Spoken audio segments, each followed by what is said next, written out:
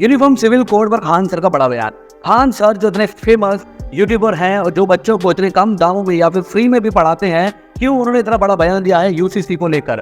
Khan sir के according मुस्लिम UCC का विरोध कर रहे हैं, लेकिन ये विरोध बेबुनियाद है। मुसलमान समझ नहीं पा रहे हैं और मुसलमान दोगलापन दिखा रहे हैं यूसीसी को लेकर। शरिया कानून के अनुसार जो सजाएं मिलनी चाहिए मुसलमानों को, मुसलमान उन सजाओं के लिए तो तैयार नहीं है, लेकिन शरिया कानून में जिनको फायदे हो रहे हैं उनके लिए तैयार हैं। यानी कि सोशल मीडिया पे आतंक मचा रहा है इनका ये बयान। सोशल मीडिया पे अब दो गुट बन गए हैं, एक वो जो खान सर के इस बयान पे इनके साथ हैं और दूसरे जो इनके खिलाफ हैं। ये विद्रोह हर जगह चल रहा है। इंडिया के सबसे फेमस टीचर हैं खान सर, जो एजुकेशनल वीडियोस बनाते हैं यूट्यूब के ऊपर और यूपीएससी की फ्री या फिर बहुत कम रेट पर कोचिंग देते हैं। उनका कहना है कि हर एक बच्चे को यूपीएससी की कम से कम दाम में कोचिंग मिलनी चाहिए ताकि किसी बच्चे के सपने अधूरे ना रह जाएं। वो अपने स्टूडेंट्स को यूसीसी के बारे में बता रहे थे, तभी उन्होंने कहा कि मुसलमान इसे इस्लाम के लिए खतरा बता रहे हैं। चोरी करते हुए पकड़े जाए तो शरिया कानून के हिसाब से सजा नहीं पाते, बल्कि आईपीसी के तहत सजा दी जाती है। आईपीसी के सजा दंड को खुशी खुशी मानते हैं, लेकिन उन्हें शरिया कानून के हिसाब से अगर सजा मिले तो वो दुखी हो जाते, क्योंकि मुसलमान या फिर इस्लाम धर्म में अगर कोई भी व्यक्ति चोरी करता है तो उनके हाथ काट देने का प्रावधान है, लेकिन वहीं आईपीसी के अंदर उन्हें एक सजा मिलती है नॉर्मल। तो इसलिए मुसलमान जब सजा पाने का टाइम आता है तब वो शरिया कानून को रिजेक्ट कर देते हैं और आईपीसी को अपना लेते हैं, लेकिन जब उनको ट्रिपल तलाक या शादी करने का या फिर उनके पारिवारिक या फिर जो उनके हित में है उसके लिए वो आईपीसी को रिजेक्ट करके शरिया कानून की तरफ मुंह मोड़ लेते हैं। मोदी जी का भी ये कहना है कि एक देश एक कानून।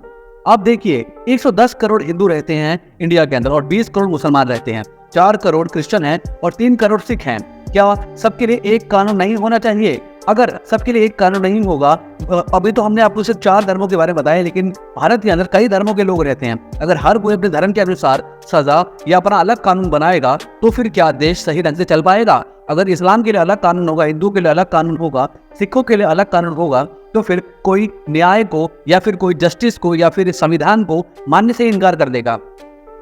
क्यों है इतना बड़ा बयान सामने आ रहा है हर तरफ से? कई सारे मंत्रियों का, अब तो खान सर का ये बयान आ गया है, यहाँ तक कि कई सारे यूट्यूबर्स और इन्फ्लुएंसर्स भी इसके बारे में कई जगह बोल रहे हैं। ऑलरेडी भारत के अंदर यूनिफॉर्म लॉ है, जिसका एग्जाम्पल है भारत का संविधान, आईपीसी, सीपीसी, यानी कि सबके लिए एक ही जैसा कानून है। कोई ये नहीं कि अगर कोई व्यक्ति कोई किसी गद्दी पर बैठा है या फिर कोई अलग धर्म से, अलग समुदाय से है तो उसके लिए कानून नहीं है। नहीं, भारत का संविधान सबके लिए इक्वल है। सब धर्म अगर अपना अपना कानून बनाएंगे तो कैसे चलेगा?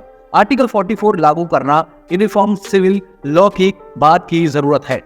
सब धर्मों के लिए एक कानून होना चाहिए। अब यूनिफॉर्म सिविल लॉ जो है वो आर्टिकल 44 में आता है। पहले हिंदू राजा जो थे अपने मंत्री या विद्वानों के हिसाब से उनसे सलाह मशवरा करके ही, जो कि शास्त्रों का ज्ञान रखते थे वो विद्वान और मंत्री, वो उसके अकॉर्डिंग ही राजा को बताते थे और राजा उनकी मदद से निर्णय लेते थे, न्याय करते थे और दंड देते थे मुजरिमों को।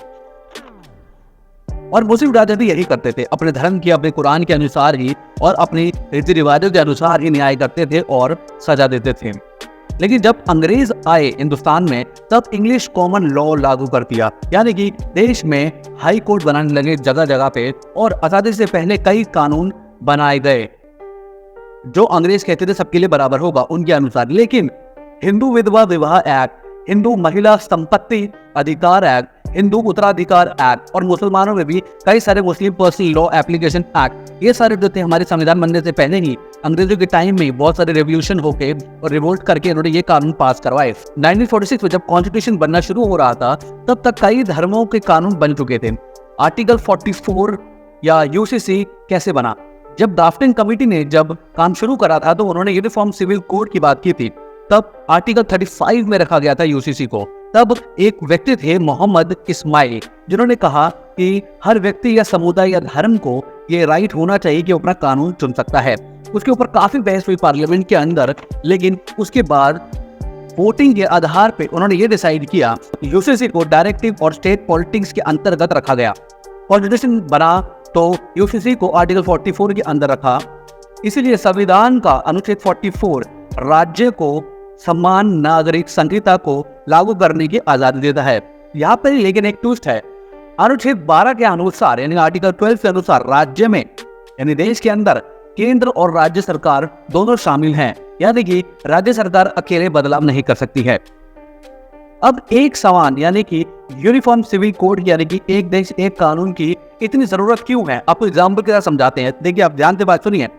अलग अलग धर्म के पर्सनल लॉ में क्या फर्क है। आईपीसी के सेक्शन 494 के तहत अगर एक बीवी जिंदा रहते अगर कोई व्यक्ति दूसरी शादी करता है तो वो कानूनन जुर्म है। लेकिन यहाँ पर एक एक्सेप्शन दिया गया कि अगर वो व्यक्ति मुस्लिम है तो 4 शादी कर सकता है बिना तलाक दिए अपनी पहली बीवी को, और उसको कोई भी सजा नहीं दी जाएगी। हिंदुओं में औरतों को पुरुषों के बराबर संपत्ति में हिस्सा देने का प्रावधान है, लेकिन मुस्लिम कानून में आधे से भी कम हिस्सा दिया जाता है मुस्लिम बेटियों को, मुस्लिम औरतों को। यानी कि अगर किसी व्यक्ति का एक बेटा और एक बेटी है तो बेटे को 80% प्रॉपर्टी दे दी जाएगी और बेटी को 20% दे दी जाएगी, वो भी अगर वो चाहे तो, अगर वो कानून के पास आएगी तो भी। लेकिन अगर वो कानून के पास आती नहीं है, जो कि ज्यादातर केस में ऐसा ही होता है, तो उन्हें कुछ भी प्रॉपर्टी का हिस्सा नहीं मिलता। उन्हें सिर्फ अपने पति के ऊपर, अपने पिता के ऊपर ही फुली डिपेंडेंट होना पड़ता है। मुस्लिम महिला को लंबे समय तक मेंटेनेंस देने का भी अधिकार नहीं है। यानी कि अगर कोई औरत को तलाक दे देता है कोई मुस्लिम व्यक्ति, तो वो अपना अधिकार भी नहीं मांग सकती है कि मेरे को मेंटेनेंस के पैसे चाहिए। भारतीय कानून में शादी की उम्र लड़कियों की 18 साल पर, लड़कों की 21 साल। लेकिन एक धर्म ऐसा भी है हिंदुस्तान के अंदर जहाँ पे उन्हें कम उम्र में शादी करने की इजाजत दी जाती है। देखिए, ये कई सारे फैक्ट हमने आपको बताया जिसके अंदर यूसीसी की बहुत ज्यादा जरूरत है, वरना स्पेशली औरतों के साथ, अन्य धर्मों की औरतों के साथ हिंदुस्तान में, इंडिया के अंदर और जो हिंदू औरतें हैं उनके साथ फिर भी बहुत अच्छे से व्यवहार किया जाता है। उनको सारे राइट्स और सारी सुविधाएं दी जाती है। लेकिन वहीं पे अन्य धर्म जो है, जैसे कि इस्लाम धर्म स्पेशली, वहां पे उनको ये सारी सुविधाएं नहीं दी जाती हैं। संवैधानिक कानून और पर्सनल कानून में किसकी मान्यता ज्यादा है? कोर्ट पर्सनल लॉ में बदलाव कर सकता है। इसके लिए कुछ केसेस बताते हैं आपको, जहां कोर्ट में पर्सनल एक्ट में बदलाव किया गया है। 1952 में एक केस हुआ था, एक हिंदू व्यक्ति ने अपनी पहली पत्नी को तलाक दिए यानी कि डिवोर्स दिए बिना ही या उसके मरने से पहले ही दूसरी शादी करनी थी। जब कोर्ट में सुनवाई की गई तो उस व्यक्ति ने यह कहा कि मुझे पहली बीवी से एक भी पुत्र नहीं प्राप्त हुआ है और मुझे पुत्र की आवश्यकता है, क्योंकि हिंदू धर्म के अनुसार अगर मेरा पुत्र मुझे मुखाग्नि नहीं देगा, मेरा अंतिम संस्कार नहीं करेगा, तो मेरे धर्म यानी हिंदू धर्म के अनुसार मुझे मोक्ष नहीं मिलेगा, मुझे मोक्ष की प्राप्ति नहीं होगी। लेकिन उसके बाद क्या हुआ? कोर्ट में सारे जजेस ने बात सुनी, लेकिन बाद में उसके ऊपर जरूरी कानूनन कार्रवाई की गई और उसे सजा दी गई और उसकी शादी को भी रिजेक्ट कर दिया गया। वहीं पर जब शाह बानो केस हुआ, जिसके 5 बच्चे थे और वो 40 साल से शादीशुदा थी, तो सेक्शन 125 सीआरपीसी के तहत मेंटेनेंस देने का प्रावधान था। लेकिन 5 बेंच के जजेस ने जब उसके पति के ऊपर उसको सजा सुनाई और कहा कि वो मेंटेनेंस देगा, तभी उस वक्त सरकार ने सारे फैसले बदल दिए और मुस्लिम विमेन एक्ट पास कर दिया। यानी कि सेक्शन 125 नहीं लगेगा अब उस व्यक्ति के ऊपर, यानी शाह बानो केस के अंदर शाह बानो को उसका पति उसे मेंटेनेंस नहीं देगा। इसके अलावा एक और केस है सायरा बानो केस, जिसके अंदर 3 तलाक की बात हुई थी। दोस्तों, 3 तलाक और मेंटेनेंस ना देना, क्या हम मुसलमान औरतें यही डिजर्व करती हैं? क्या उन औरतों की राइट्स नहीं हैं? क्या मुस्लिम आदमी सही करते हैं अपनी बीवियों के साथ और अपनी घर की औरतों के साथ? आप कमेंट बॉक्स में जरूर बताइए कि आपको क्या लगता है, क्या ये सब करना चाहिए या नहीं करना चाहिए। और यूसीसी के फेवर में है आप, प्लीज वोट कीजिए और इस वीडियो के कमेंट सेक्शन में बताइए भर के कि आप यूसीसी के खिलाफ हैं या उसके साथ हैं। क्या आप इन मुस्लिम औरतों को उनके कानून हक दिलाने के लिए उनकी मदद करेंगे और मुसलमान आदमियों को बताएंगे कि उनकी औरतें भी उतनी ही महत्वपूर्ण है जितनी की कोई व्यक्ति महत्वपूर्ण है? यानी कि देश के अंदर सारी औरतें, सारे आदमी समान हैं, किसी को कोई स्पेशल ट्रीटमेंट नहीं मिलना चाहिए। क्या मोदी जी ठीक कर रहे हैं? दोस्तों, कमेंट बॉक्स में जरूर बताना और इस वीडियो को ज्यादा से ज्यादा शेयर कीजिए ताकि हर व्यक्ति को मालूम पड़े कि यूसीसी क्या है और इसकी वजह से क्या क्या बदलाव आएंगे देश के अंदर। इसको फेसबुक पे, व्हाट्सएप पे, इंस्टाग्राम पे, ट्विटर पे हर जगह शेयर कीजिए और सब्सक्राइब करना मत भूलना, बेल आइकन जरूर दबा देना। फिर मिलेंगे नई वीडियो में कुछ नई जानकारी के साथ, तब तक के लिए धन्यवाद। जय हिंद।